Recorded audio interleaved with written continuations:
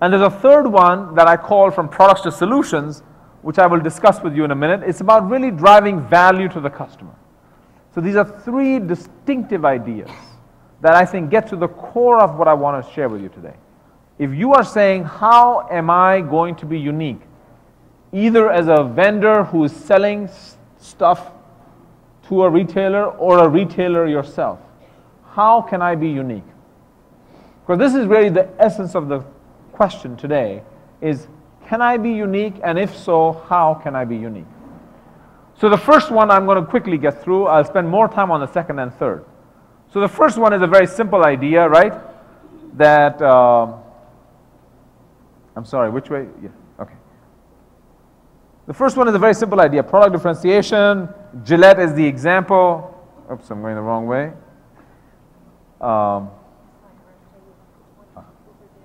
Okay.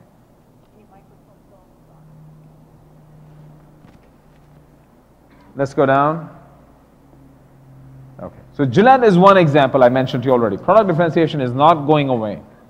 I'm simply saying that we tend to over-rely on product differentiation.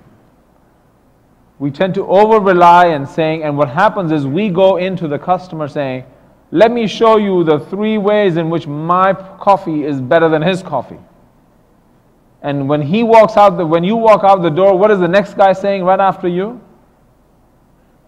Let me tell you how my coffee is better than his coffee. And if you're the buyer and you have 15 sellers of coffee coming to you saying the same thing, what do you conclude? They're all the same thing. Let me compete them on price. Beyond a certain minimum threshold of quality, they're all the same. So, you have to have something unique to offer. Some companies which are very strong brands tend to rely on their brand, over-rely on their brand sometimes. Saying, but you don't understand, my brand is so valuable. So, we over-rely on brand, and brand matters as long as it stands for something unique. So brand really matters as long as it stands for something unique. So you have to be very, very clear about that. That is my product truly unique? And does the customer believe it's truly unique? And is he or she willing to pay for that? If not, then you have to think about other possible ways. The second one is what we call customer management. Customer management is based on the premise that the way in which I drive uniqueness is the relationship I have to my customers.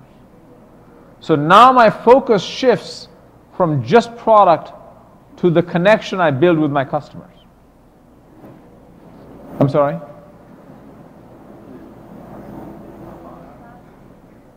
Have they lost? Can you hear me? Some of them have lost the sound. I'm sorry, I can't speak Portuguese, not yet. Okay, good. Okay? It's good?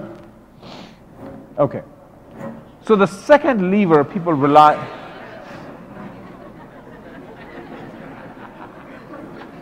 It's good? Good.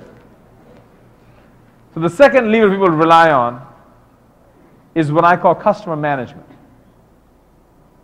And this is based on the premise that what drives uniqueness may not be the product alone, but also the relationship I have with my customers.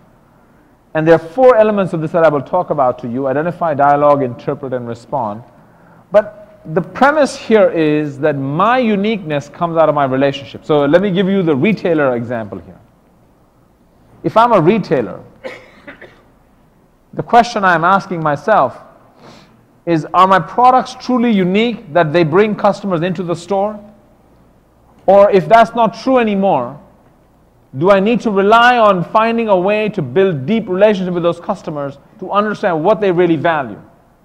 So let me give you an example here in the retail space. This is Best Buy. Best Buy is the largest retailer of consumer electronics in the US. About 6 years ago, major threat, Walmart is going to enter consumer electronics. Now, in their case, they carry nothing unique. They're selling the same products with the same brand, the same model number that a Walmart is carrying, that you can also buy online. So now you look at your business and say, oh my God, I'm going to be a commodity. Walmart will sell the same TV